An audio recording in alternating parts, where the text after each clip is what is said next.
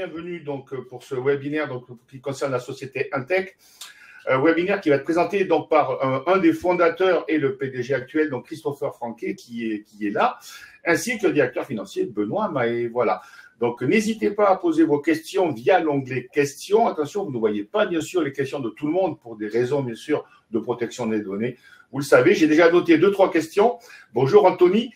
On les posera, enfin, je les poserai tout à l'heure. Donc, voilà. Écoutez, bonjour Christopher, bonjour Benoît, bienvenue. Voilà. Est-ce que déjà, juste avant de commencer, un petit résumé en 2 mots de l'entreprise que je crois qui a été créée en 2016, non, c'est pas ça? En effet, Intech a été créé en 2016, un peu plus de 8 ans maintenant, bientôt 9. Et aujourd'hui, on va en parler, mais on est presque 180 collaborateurs et basé à Quimper. Voilà, ok. Bon, ben voilà, donc allez-y, n'hésitez pas. Donc, je risque de vous poser des questions, bien évidemment, tout au fil du webinaire. Très bien, bon, on va commencer par se présenter. Donc, moi, je suis Christopher Franquet, PDG fondateur de la société Intech. J'ai fait une école d'ingénieur et plus de 10 ans d'expérience avant de créer Intech. J'ai travaillé au sein du groupe Vinci Énergie. Et donc, moi, je suis Benoît Mahé, donc le directeur administratif et financier de la société. J'ai une formation d'école de commerce, assez généraliste.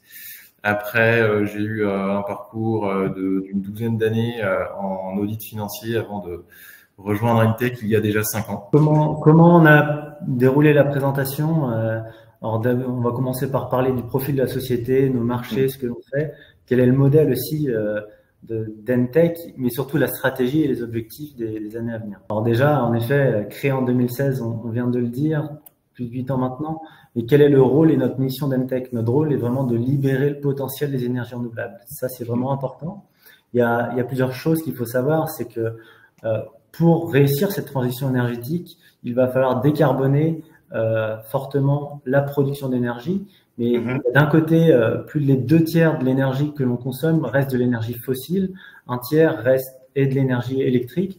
En France, on a de la chance d'être plutôt sur un mix énergétique fortement à partir de nucléaire, donc plutôt bas carbone, mais on a besoin pour transformer et effacer les 2 tiers d'énergie fossile, il faut réussir à électrifier tout ça. Donc le vecteur électrique reste le meilleur moyen pour décarboner. Et il y a aujourd'hui des nouvelles technologies qui arrivent, ce sont le photovoltaïque, qu'on connaît déjà depuis plusieurs années, mais aussi le stockage de l'énergie. Et nous, on répond à ce défi-là en associant le photovoltaïque au stockage, pour pouvoir en permettre d'en déployer un maximum. Alors, excusez-moi, je vais juste vous interrompre 2 secondes, parce que vous avez dit un mot qui est très important, et il y a un participant qui me dit quelle est la différence entre un panneau solaire et un panneau photovoltaïque. Vous avez employé le mot photovoltaïque. En effet, un panneau solaire, il y a 2 sortes de panneaux solaires, il y a les panneaux solaires thermiques et les panneaux solaires photovoltaïques. D'accord. Le photovoltaïque, c'est on va utiliser l'énergie du soleil pour créer de l'électricité, et le solaire thermique, on va faire de la chaleur à partir du soleil. D'accord, ok. Voilà, la majeure partie des panneaux solaires que l'on peut voir sont des panneaux photovoltaïques. Comme on peut voir sur la petite photo, il y a des petites cellules à l'intérieur qui vont récupérer l'énergie du soleil pour en faire directement de l'électricité. D'accord, la récupérer, la stocker, la redistribuer. Exactement. D'accord. Voilà, c'était pour répondre à Guy. Merci. Pour faire tout ça, Intech a développé plusieurs expertises et notamment 5 expertises critiques qui sont très importantes. La première, c'est la conversion de l'énergie.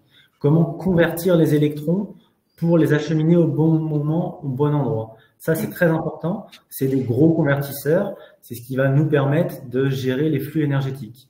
L'autre expertise technologique, c'est le stockage. Alors, on n'est pas fabricant de batteries. On veut surtout pas l'être. Par contre, on vient intégrer des batteries qui sont de différentes technologies. On reste agnostique sur les technologies qu'on va déployer.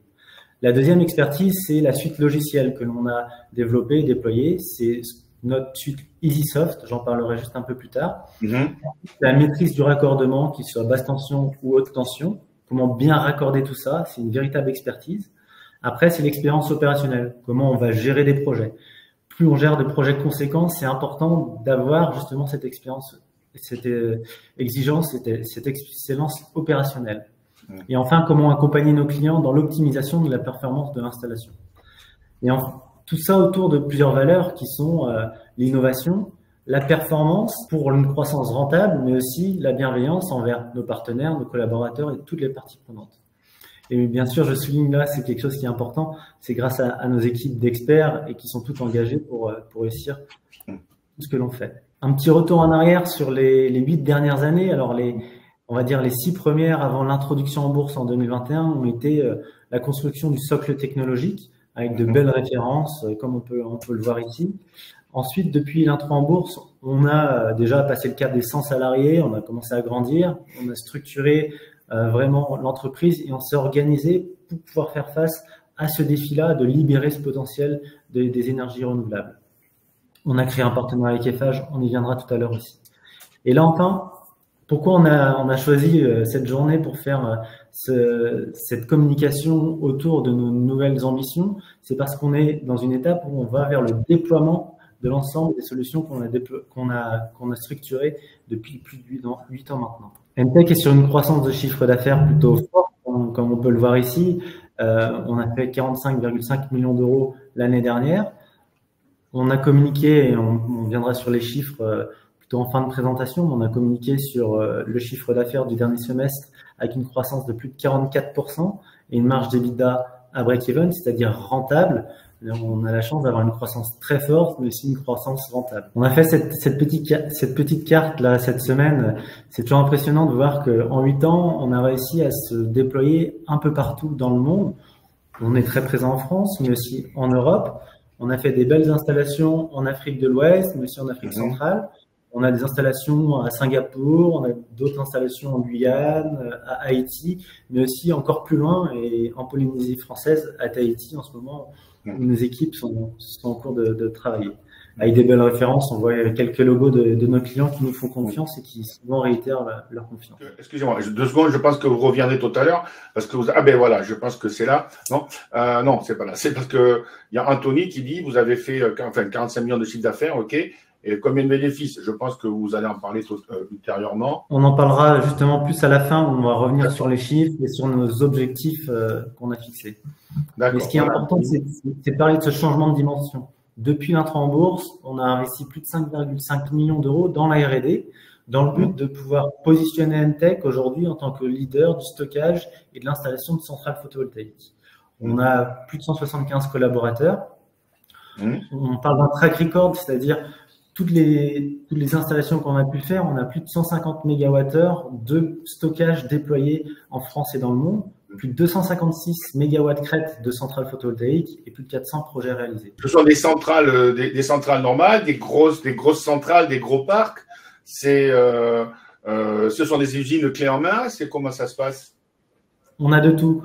On a, on va dire, de la petite installation de quelques centaines de kilowatts chez un agriculteur, par exemple, jusqu'à un très grand champ photovoltaïque de plusieurs dizaines de mégawatts qu'on a pu déployer. Donc, on a un peu de tout là-dedans et on explique justement le scope juste après.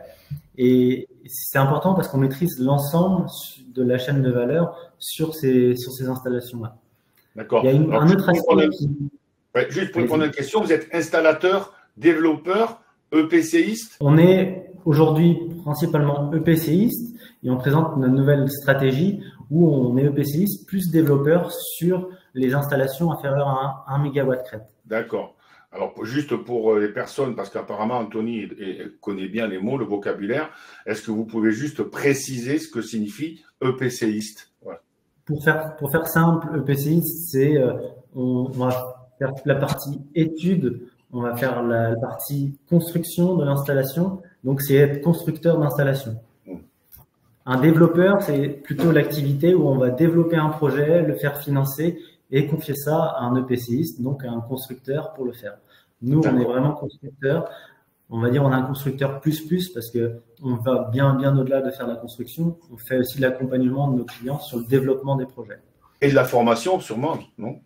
Exactement. Et l'exploitation après pendant plusieurs années de l'ensemble de nos clients. On a un engagement qui est aussi en termes de RSE, un engagement responsable social et environnemental qui est très fort avec une notation de 82 sur 100, l'une des meilleures notes aujourd'hui. On a une vraie démarche dans le but justement de mettre en avant cette démarche RSE. On a fait auditer tout ça et on a 33 points supérieurs au benchmark sectoriel. C'est-à-dire que en démarche RSE, on est vraiment au top aujourd'hui. Et au-delà, en démarche qualité, on est ISO 9001, 14001, 45001. C'est digne des grands groupes que l'on peut voir un peu partout. D'ailleurs, c'est pour ça qu'on a créé un partenariat avec Eiffage. Ils nous ont aussi reconnus pour ce niveau de qualité. Après, on est accompagné par un grand nombre d'acteurs, notamment les BPI France, etc. On a intégré le programme Étincelle dans le but de transformer les PME en ETI. Entech est en train de devenir une ETI, et donc ça, c'est quelque chose aussi d'important pour nous. Quelques mots juste sur le marché, et je vais essayer de passer assez rapidement sur le marché.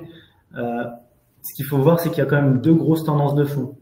D'un côté, il va y avoir des marchés décentralisés, où on va parler d'îlots énergétiques, où les clients vont auto-consommer l'énergie au plus proche de la consommation. Ça, c'est important.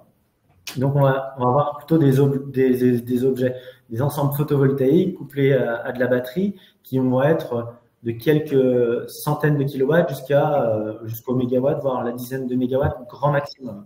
Et de l'autre côté, il va y avoir des très, très grands projets qui vont s'intégrer sur le réseau. C'est les grands champs solaires qu'on peut voir. Ce sont aussi les grands projets d'éolien offshore. Nous, on n'est pas positionné sur l'éolien offshore, on est plutôt sur le central photovoltaïque. Mais en tout cas, sur cette intégration réseau, il y a les deux, décentralisés et les très grands projets. Le marché du photovoltaïque, il est important, il se développe très fortement. On peut voir différents éléments et je vais pas rentrer dans tous les détails parce que c'est très technique. La croissance du photovoltaïque depuis 2020, c'est environ 17% de croissance. Nous, on a fait plus de 67% de croissance dans la même durée, c'est-à-dire qu'on est 3 fois supérieur au marché. Entech va plus vite que le marché, on prend des parts de marché, plus on avance, plus on prend des parts de marché. C'est important. Et ce qui est vraiment important, c'est que on voit le LCOE moyen. C'est un terme technique, mais c'est juste le coût de l'énergie sur la durée d'une centrale photovoltaïque. Et il a une tendance baissière. Et toutes les tendances donnent le photovoltaïque comme l'énergie la moins chère au monde. Ça, c'est important. Donc, ça montre que le marché de l'énergie photovoltaïque va être très fort en France, mais aussi à l'international. On voit quelques belles références clients. Et quand on vient coupler ça à des systèmes de stockage, aujourd'hui, on est l'un des seuls acteurs français à être en capacité de coupler photovoltaïque et le stockage et en déployer à grande échelle. Un petit focus aussi sur le stockage parce que on en parle très rapidement et je vais essayer de l'expliquer facilement. Mais en tout cas, ce qu'on peut voir aujourd'hui, c'est qu'en France, il y a un peu moins de 1 gigawatt de projets de stockage déployés. Il y a des demandes en cours qui sont supérieures à 8 gigawatts et il y a encore des demandes complémentaires à 20 gigawatts qui arrivent.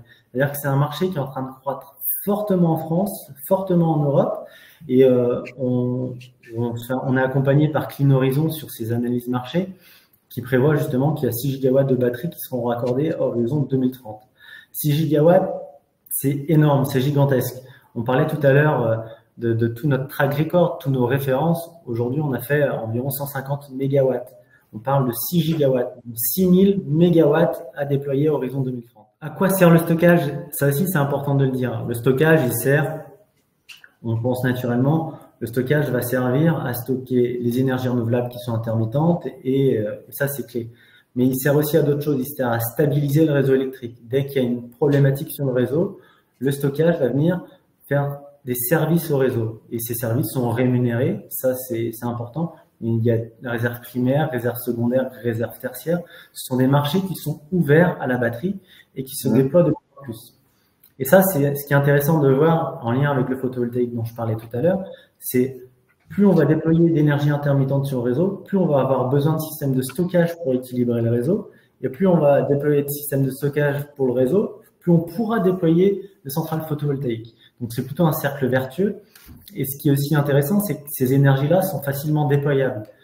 Une centrale photovoltaïque, il faut moins de 2 ans pour la déployer. Entre le moment où on fait la démarche de permis de construire jusqu'à la réalisation, il y a moins de 2 ans. C'est la même chose pour le stockage.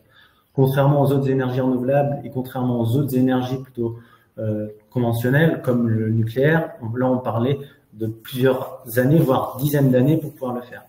Donc là, on permet justement de décarboner rapidement grâce à nos solutions et de pouvoir atteindre le marché que je viens de citer. Ça permet voilà, parce qu'en fait, le stockage d'énergie renouvelable, en fait, ça constitue un outil, donc je dis central de gestion et de régulation des flux électriques, c'est ça? Il faut… C'est exactement ça, et ça me fait une bonne transition sur quels sont les atouts d'Entech. Et on en parle directement sur ce slide-là. C'est un peu schématisé, mais nous, notre métier, c'est d'intégrer. On parlait de PCistes, de constructeurs, mais en vrai, on a une usine basée à Quimper de plus de 4500 m² dans lequel on intègre des batteries, des systèmes de conversion et tout le pilotage qui va avec. On construit sous forme conteneur maritime modifié des grosses batteries qui vont réguler le réseau électrique. Ça, c'est notre force. On le fait à Quimper et on le déploie un peu partout dans le monde. Donc ça, c'est intéressant. Et en plus, ce qui est encore plus intéressant, c'est qu'on a notre logiciel qui est embarqué dans tout ça. Le logiciel, c'est un logiciel propriétaire qu'on a développé depuis 8 ans. Ce logiciel, il va pas faire que juste piloter la batterie et son convertisseur. Il va piloter l'ensemble du système énergétique. Il va être en capacité de récupérer des données auprès du gestionnaire de réseau pour savoir comment est le réseau. Il va récupérer les données du consommateur final. Il va pouvoir piloter des bandes de recharge, mais aussi faire d'autres choses comme la prédiction météo. C'est pas le logiciel que vous appelez l'Energy Management System, c'est pas ça? Exactement. On voit que vous êtes un expert. C'est en effet l'EMS, l'Energy Management System, c'est la clé de tout ça. Comment piloter l'énergie, faire en sorte que l'énergie aille au bon moment, au bon endroit et soit optimisée. On va essayer d'optimiser le rendement de l'installation. Alors, comment on fait ce rendement d'installation? Ça passe par plusieurs aspects. Il y a déjà comment on conçoit le système, l'enveloppe mécanique, comment elle est faite, comment on va refroidir la climatisation, comment après on va transformer l'énergie auprès du transformateur haute tension et basse tension. Après, il y a le stockage en soi. On va sélectionner la bonne batterie, la bonne technologie de batterie. Aujourd'hui, nous, Entech, on travaille avec les leaders du marché qui sont CATL et BYD qui ont… CATL, c'est le leader. Une batterie sur 3 dans le monde sort des usines de CATL. Ça, c'est important. Et le système de conversion, c'est ça qui va convertir l'énergie. Ça, c'est très important.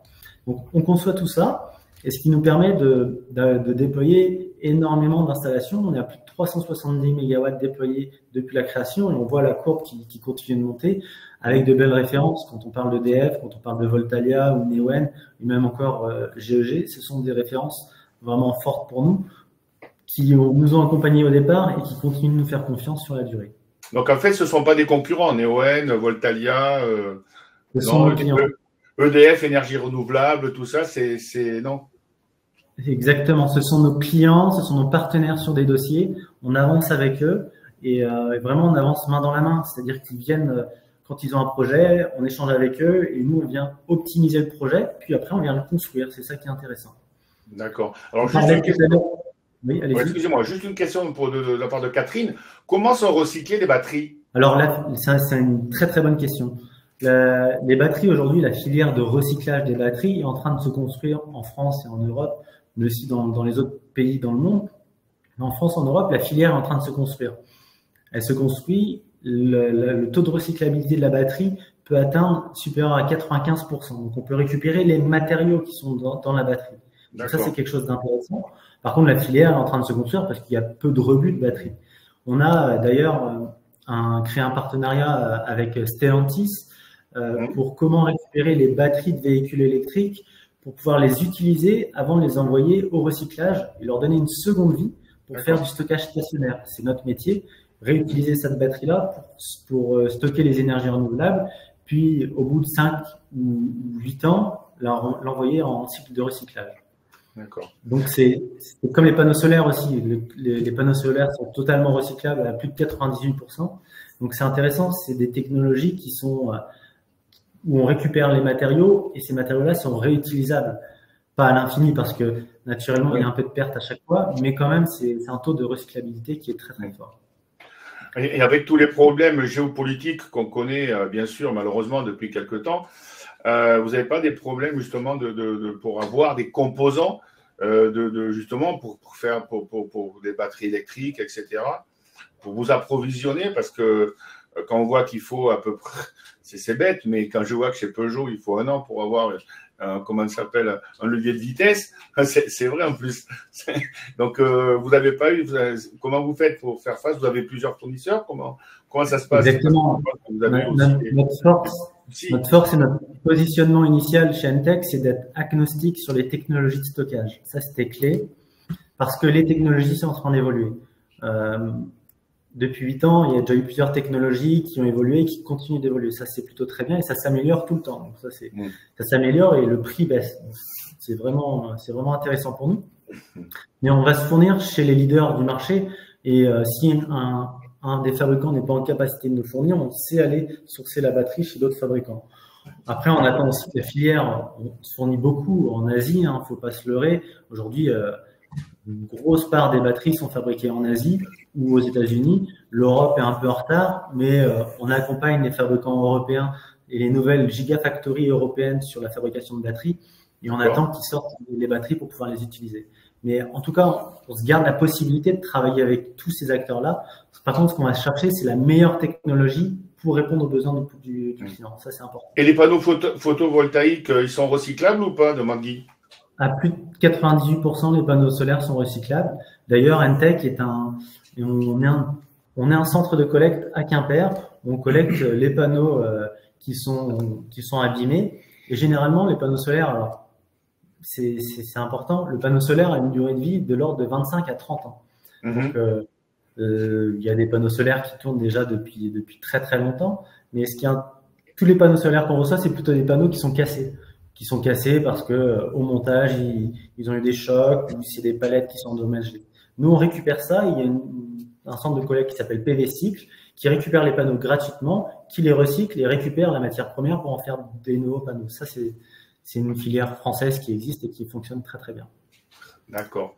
Ok. Alors juste une dernière question peut-être avant de poursuivre parce que je pense qu'il y a d'autres slides qui vont traiter des questions que je vois qui arrivent comme ça au fil du temps, il y en a pas mal.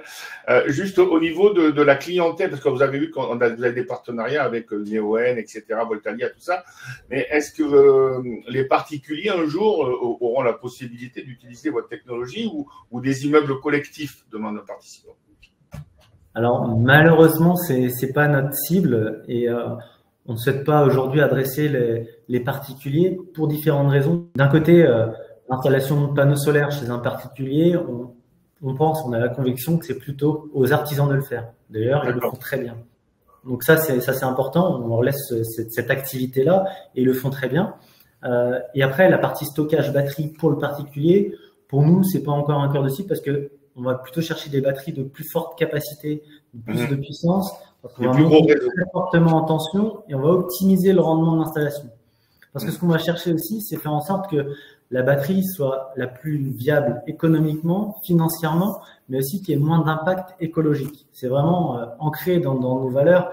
On en parle et c'est une réalité. On ne vend pas une batterie si elle va pas être utilisée pour améliorer le réseau, pour faire quelque chose d'intéressant au réseau. Et ça, c'est important. Donc le particulier n'est pas notre cible prioritaire. Par exemple, chez moi, j'ai des panneaux solaires, je les ai fait installer par un artisan qui l'a très bien fait. J'ai pas installé de batterie parce que je juge que c'est pas utile pour moi personnellement et pour le réseau. Il vaut mieux installer des très grosses batteries qui ont un meilleur rendement qu'une petite batterie chez un particulier qui aura un mauvais rendement. Ça, c'est important. Mais ça viendra. Il y a des acteurs qui se positionnent, qui améliorent tout ça. Aujourd'hui, c'est pas encore le cas. Ça va venir petit à petit. Un petit focus juste, on parlait de l'EMS, donc l'Energy Management System, cette suite logicielle qu'on appelle EasySoft chez Entech. Easy pour Entech Smart Energy et notre soft, c'est ce qu'on a développé depuis des années. En fait, on a ce logiciel propriétaire qui est un véritable atout. On a développé tout le code pour pouvoir piloter directement l'ensemble de l'installation, comme on voyait tout à l'heure sur le slide. On pilote, on supervise localement. Et on y ajoute toute une partie intelligence. Alors, beaucoup parlent d'intelligence artificielle, d'autres de machine learning, etc.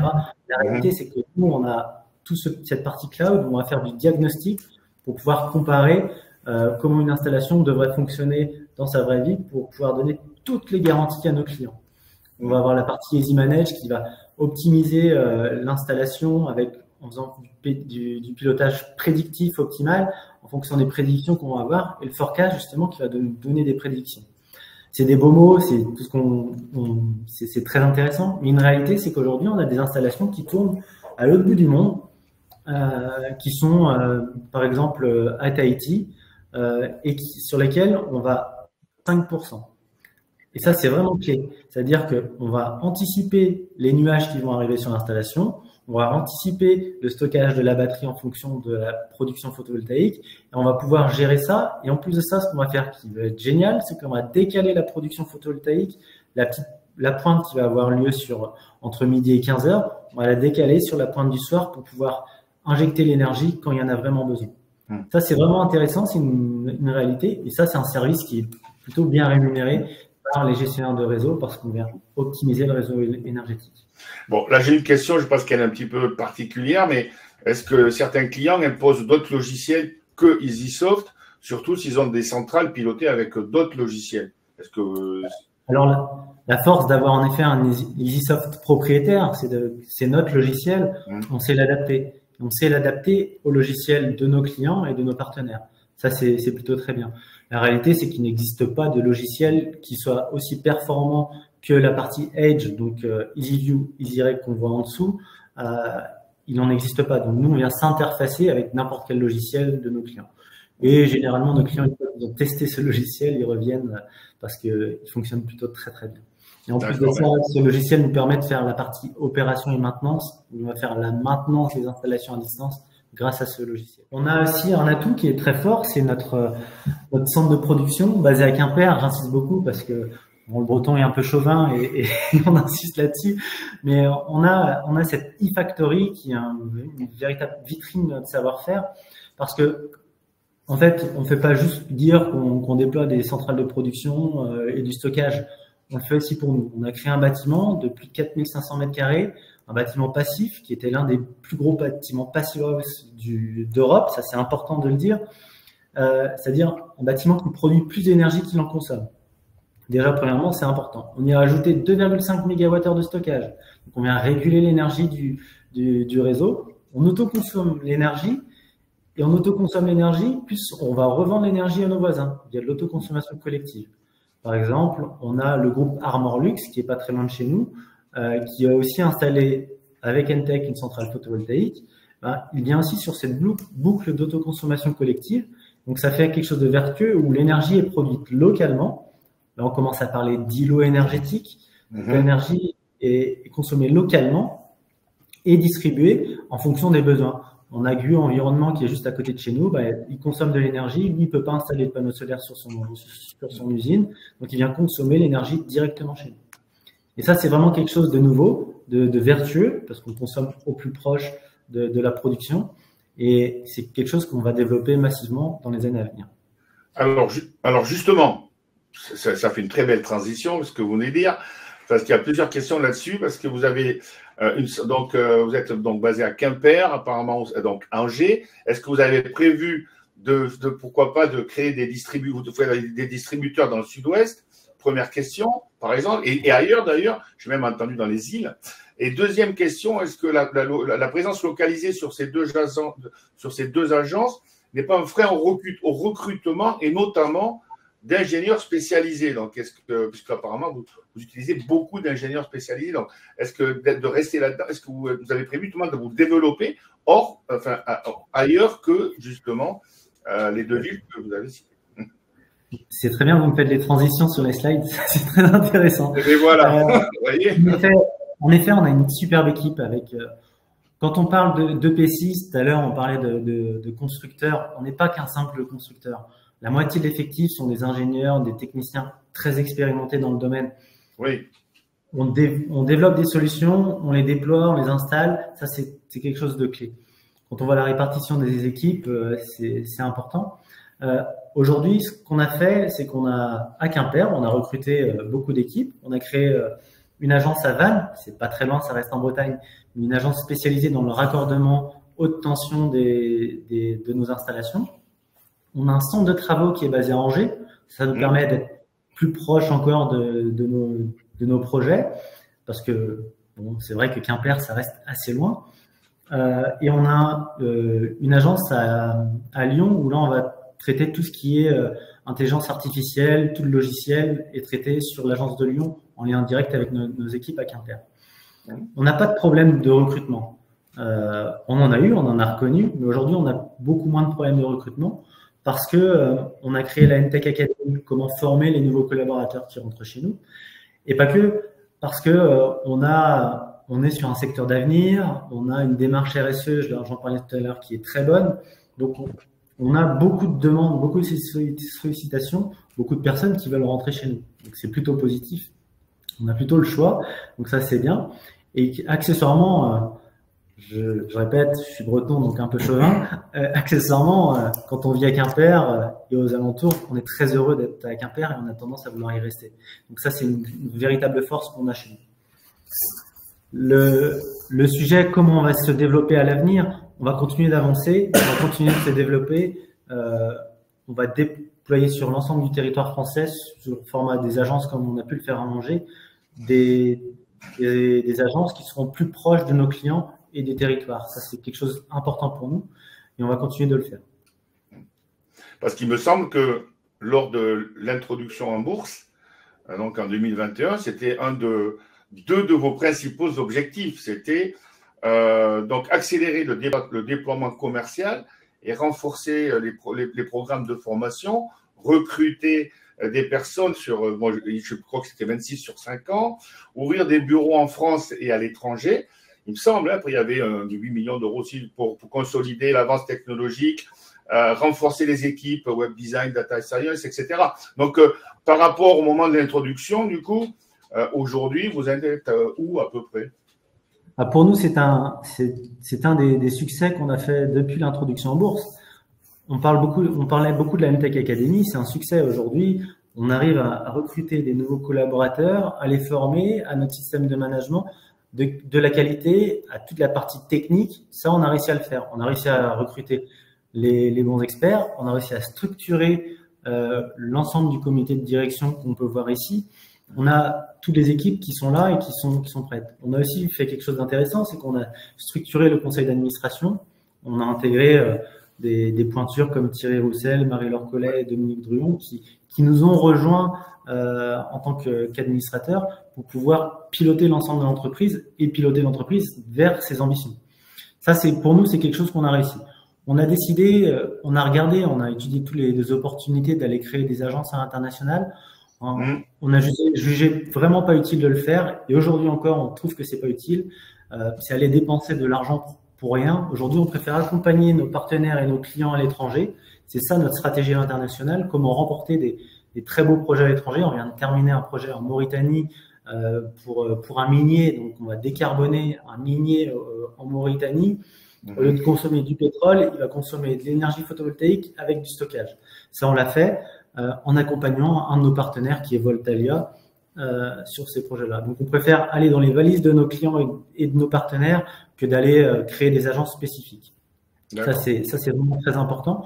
On n'exclut pas de le faire dans les années à venir, mais ça va être plutôt par opportunité que d'aller dépenser de l'argent inutilement. On va plutôt suivre nos clients et les marchés qui sont avec. Un petit focus sur le partenariat qu'on a eu avec Eiffage, parce qu'on a fait depuis l'intro en bourse des gros succès. Le partenariat avec Eiffage est un des gros succès. On s'est justement associé à Eiffage Energy System, qui est quand même le numéro 1 de la construction de centrales photovoltaïques en Europe, un des leaders et géants du BTP, c'est quand même pas rien. Ils sont venus nous chercher sur justement comment aller sur le marché du stockage. On s'est très rapidement trouvé et rapproché. On a créé cette co-entreprise où nous on détient 40% du capital et eux 60%. Ils nous apportent cette capacité opérationnelle à pouvoir déployer toutes nos solutions, à structurer aussi notre offre commerciale, mais aussi cette capacité financière qu'on n'a pas parce qu'on va traiter des projets de plusieurs dizaines de millions d'euros, voire centaines de millions d'euros. Donc, ça reste très important. Ce partenariat Eiffage, l'entreprise a été créée il y a quelques mois seulement. Se structure, il avance très bien. Aujourd'hui, on est positionné sur une dizaine de projets. On espère remporter des projets dans les mois et années à venir. C'est quelque chose d'ambitieux et c'est quand même une nouveauté qu'un des grands leaders du BTP s'associe à une jeune entreprise comme NTech. Ça, c'est quelque chose de fort. Et surtout, on est certes à 40-60 sur la répartition du capital, mais on a 50-50 sur la gouvernance. Donc, ils ont accepté qu'on pilote ensemble cette co-entreprise. Et ça marche plutôt très bien. On a fait un CMD, un Capital Markets Day aujourd'hui, qui sera d'ailleurs disponible la semaine prochaine sur notre réseau, sur notre site internet. On a fait intervenir Eiffage et justement, on match tout à fait sur nos convergences de marché. On est véritablement en phase sur comment approcher ce marché en France et aussi à l'international. Moi, j'ai juste une question un peu spéciale peut-être. C'est un partenaire exclusif ou vous pouvez aussi vous allier avec Bouygues Energy ou SPI? Alors, c'est un partenariat exclusif sur la partie France aujourd'hui et sur le réseau HTB. Donc, c'est sur les très gros projets de stockage. Grosse centrale, grande centrale. Très, très gros projets de stockage. Et uniquement stockage d'énergie. On ne parle pas de photovoltaïque, on n'est que sur le… Ah oui, d'accord. Oui, OK. Là, on est sur la construction EPC de projets de stockage raccordés au réseau HTB. Premièrement en France, et l'objectif est aussi d'aller à l'international progressivement. Mais quand même, c'est vraiment cette exclusivité-là. On a choisi Eiffage pour différentes raisons. Ça matchait bien aussi en termes de gouvernance, parce que l'actionnaire principal d'Eiffage, ça reste les salariés d'Eiffage. Donc ça nous parle aussi en termes de valeur. Ça a beaucoup matché là-dessus. Et ils sont plutôt très très bons. Maintenant, Bouygues aussi essaye de se développer dans le stockage. SPI certainement, on ne les voit pas beaucoup, mais ils essayent certainement d'y aller. L'idée, c'est de s'associer avec un des leaders et je pense qu'Eiffage était le plus approprié. Alors là, OK, là j'ai juste une question. Je ne sais pas si elle est un peu privée ou pas, mais je pense que dans le cadre de votre ambition, dans votre plan de développement, est-ce que vous appuyez uniquement sur les forces commerciales de votre entreprise Intech ou vous prévoyez aussi de faire appel à des apporteurs d'affaires ou autres? Alors, on a les apporteurs d'affaires, pourquoi pas, on n'est pas fermé. Vous voyez bien on parlera un petit peu de notre pipe commerciale et je vois le temps qui passe, donc je vais essayer d'aller assez vite à la fin. Mais en fait, comme on va fonctionner, je vais me permettre juste de parler des partenariats et arriver aux réseaux commerciaux qu'on est en train de créer. Ça permettra de répondre à cette question en même temps. Ça me permet de dérouler vite. On a d'autres beaux partenariats dans l'hydrogène, dans les batteries de seconde vie dont je parlais tout à l'heure, mais aussi auprès de Piriou sur les navires hybrides hydrogène, batterie électrique. Ouais. C'est des très beaux partenariats. On parle un peu je parlais très rapidement de la stratégie. Ça va aller assez vite et on va arriver sur le partenariat qu'on a fait avec le Crédit Agricole très récemment. Comment on veut justement déployer cette nouvelle feuille de route et pouvoir déployer tout ce qu'on a fait depuis le départ, toute cette expertise, c'est sur trois segments. Le premier, c'est la construction de grandes centrales solaires, stockage. Vous comprendrez que dans la construction, il y a une partie qui est liée à notre partenariat Eiffage, mais le reste en propre. L'autre, ça va être la solution, c'est plutôt un marché de proximité. On va adresser aux agriculteurs, aux collectivités, aux industriels et aux bâtiments tertiaires, les fameux îlots énergétiques. Et le troisième, c'est une solution énergie-service où on apporte aussi le financement de ces projets-là. Donc ça, l'intérêt, c'est que ça va permettre d'avoir des revenus beaucoup plus récurrents et réguliers, mais aussi des marges d'EBITDA encore supérieures à ce qu'on peut connaître aujourd'hui.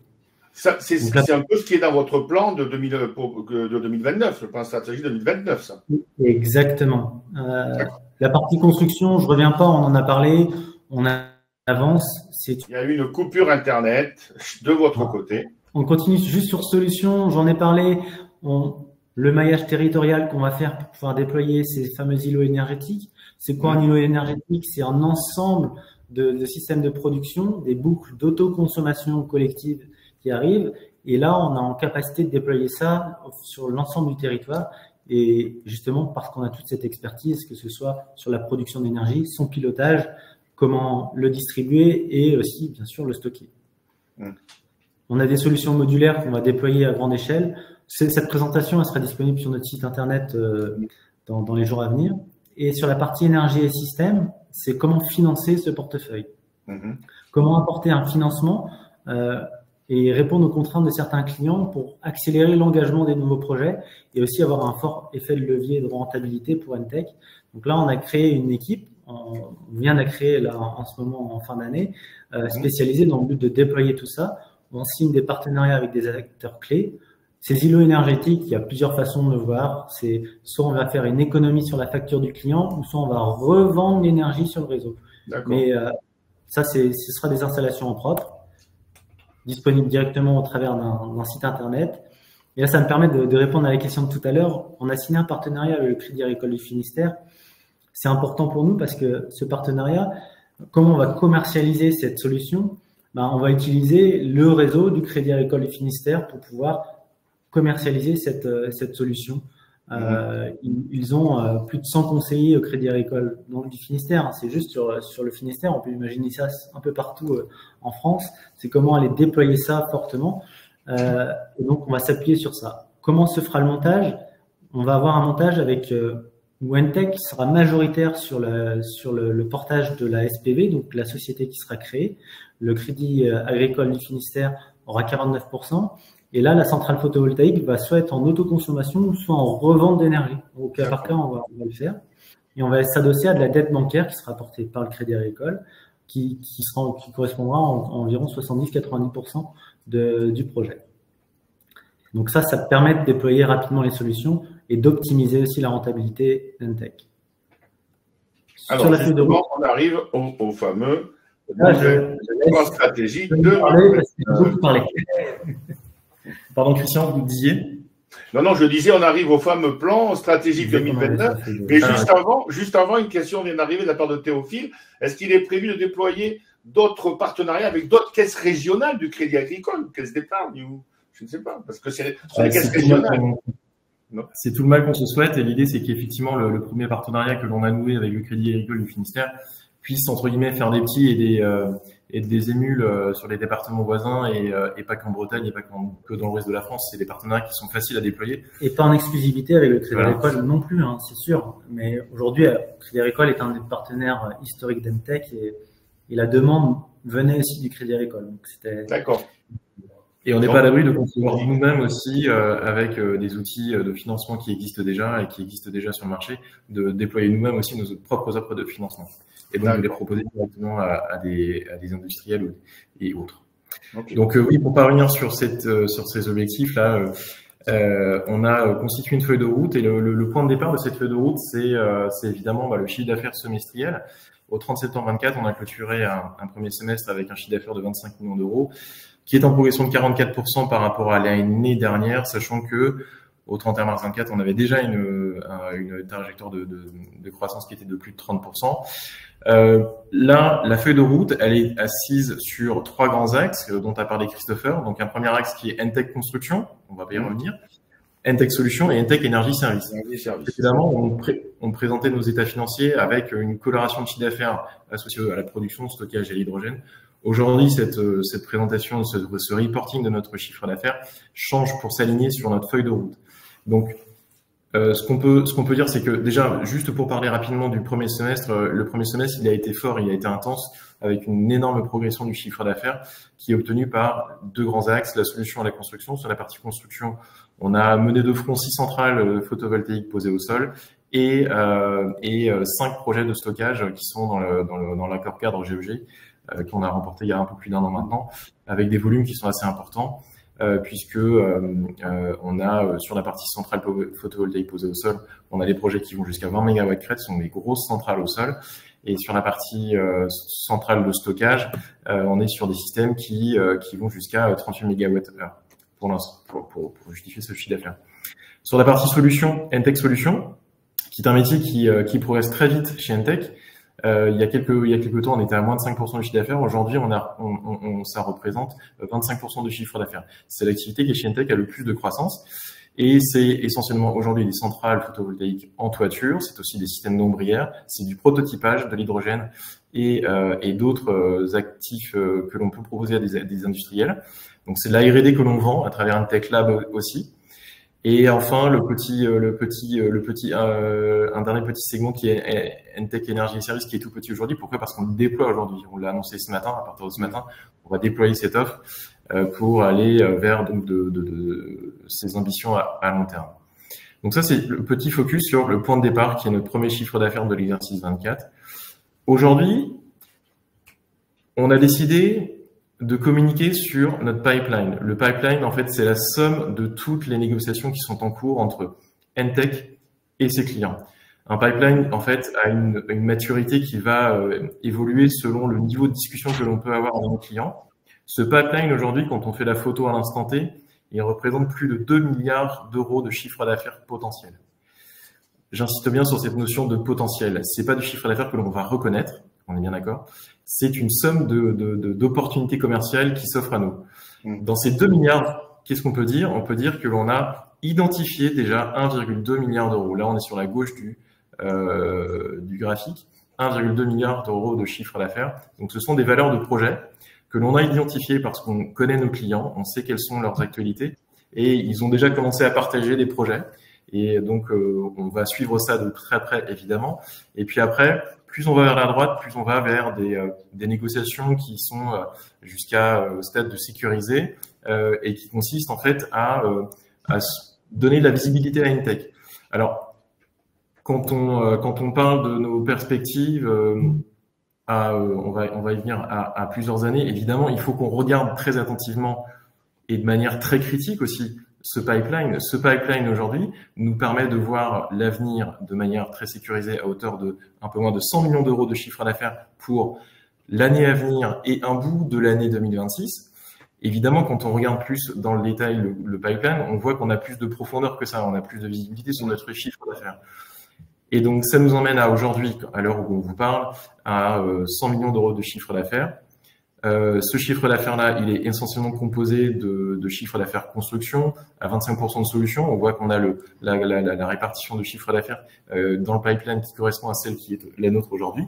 Ça nous donne beaucoup de confort sur ce qui sera notre feuille de route chiffrée pour les années à venir. On y vient. Alors, chez Entech, on parle beaucoup de chiffre d'affaires, on parle aussi d'EBITDA. L'EBITDA, c'est la rentabilité de l'exploitation des projets que l'on fait. On a beaucoup investi dans la France ces dernières années, ce qui expliquait aussi pourquoi on avait un EBITDA qui n'était pas positif aujourd'hui. Depuis aujourd'hui, au moment où on vous parle, ça fait 12 mois qu'on est à ce qu'on appelle un break-even EBITDA, c'est-à-dire qu'on a un EBITDA, un résultat, on va dire, sorti des projets qui est positif. Alors, c'est important de le dire parce que c'est un vrai cap pour nous. C'est un vrai cap que l'on va continuer à développer, sur lequel on va pouvoir capitaliser sur les prochaines années à travers 3 leviers que l'on identifie clairement aujourd'hui. Le premier d'entre eux, c'est que sur la profitabilité des projets, on sait qu'on est en amélioration continue. Déjà depuis que l'on a constitué cette plateforme de compétences que l'on a présentée tout à l'heure et qui fait notre force aujourd'hui, on va continuer à absorber nos coûts fixes aussi. Pourquoi? Parce qu'en fait, on arrive à un stade où aujourd'hui, l'évolution du chiffre d'affaires, on n'a pas besoin, on n'appelle pas de nouveaux investissements en coûts fixes. On a un bâtiment, on a des équipes commerciales, on a des équipes support qui sont suffisamment staffées aujourd'hui pour déployer accompagner beaucoup plus de croissance encore.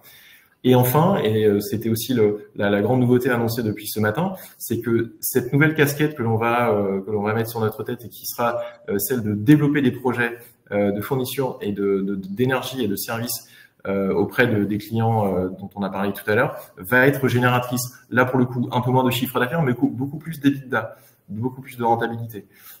Puisqu'on va associer à la fois le métier d'EPCiste, qui est capable d'aller très très loin dans l'accompagnement du client, à celui de développeur de réseau pour le compte de clients et avec l'accompagnement financier dont on a parlé.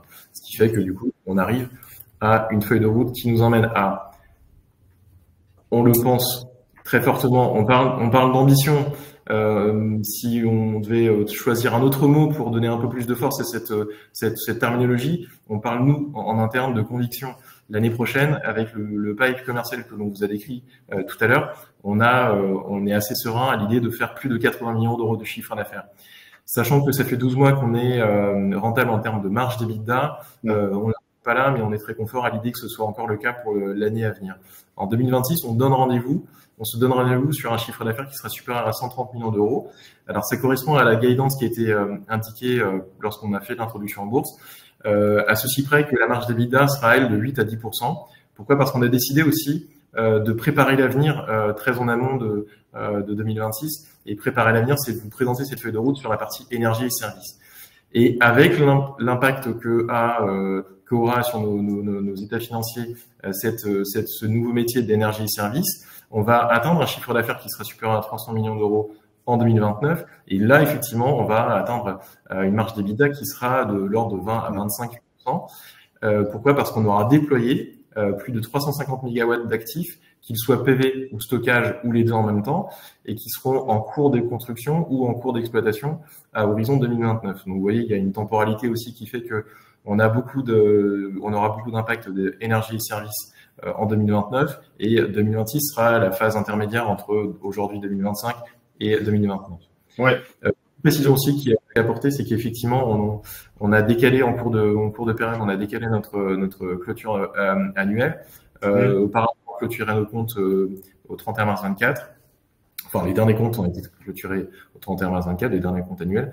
On a décidé en fait de passer à l'année civile, donc on s'arrêtera au 31 décembre 24 pour avoir des exercices comptables qui soient des exercices collés sur l'année civile.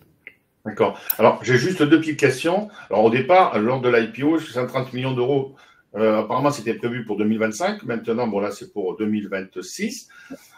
Et Théophile demande juste, est-ce que le stade sécurisé passe en backlog dès lors où la construction a commencé? Ça, c'est la première question. Deuxième question, quel est le taux de conversion pour les projets en général en négociation?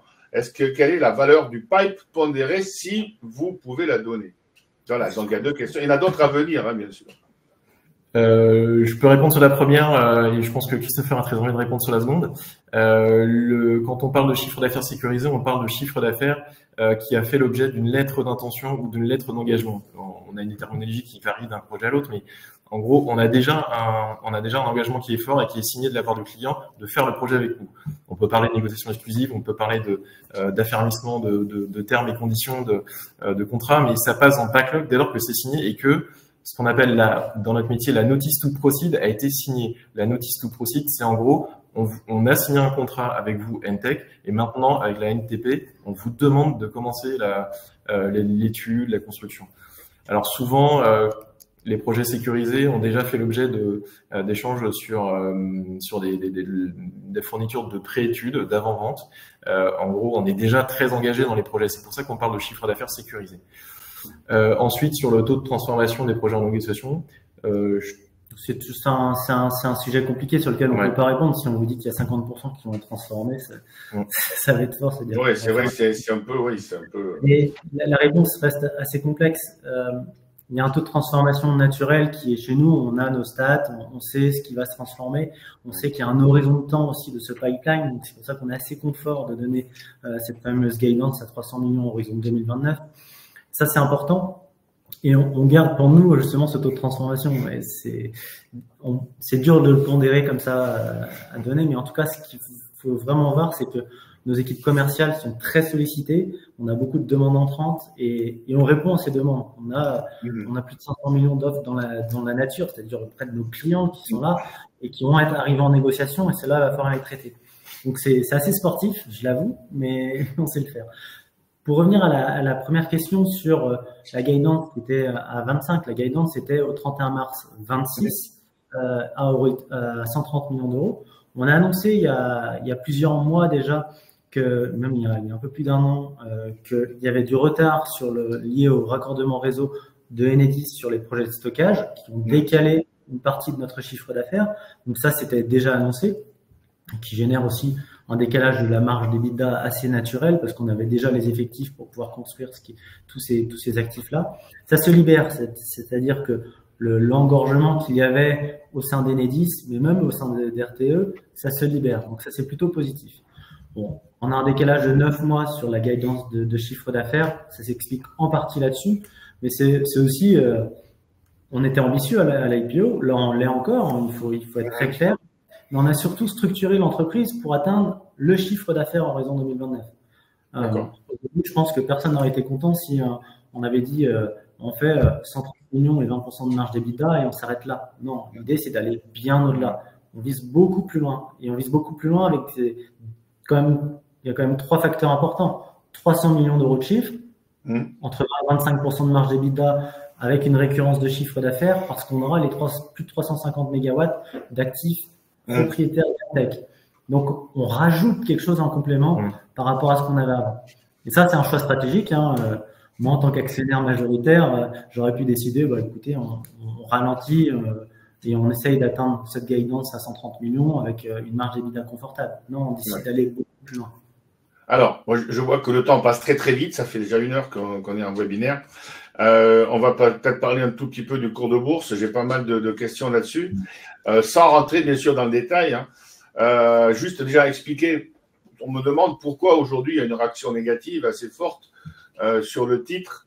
Alors, est-ce que ce serait dû à la marge donc des EBITDA entre 8 et 10 pour un chiffre d'affaires de 130 millions pour 2026 qui pourrait expliquer ça? Bon, vous n'êtes pas obligé, bien sûr, on ne peut pas savoir, la bourse c'est l'offre et la demande, mais bon. Et ensuite, est-ce qu'un jour il est prévu de prévoir un dividende, tout simplement? Voilà, parce que de mémoire, l'action a été introduite à 5,28 €, non, je crois. 6,95. Ah, vous voyez, donc moi j'étais carrément en dessous, ok, donc d'accord, donc voilà. Donc aujourd'hui, bon, là on est à 4,90. Voilà, donc est-ce que vous avez voilà, un petit commentaire, tout simplement?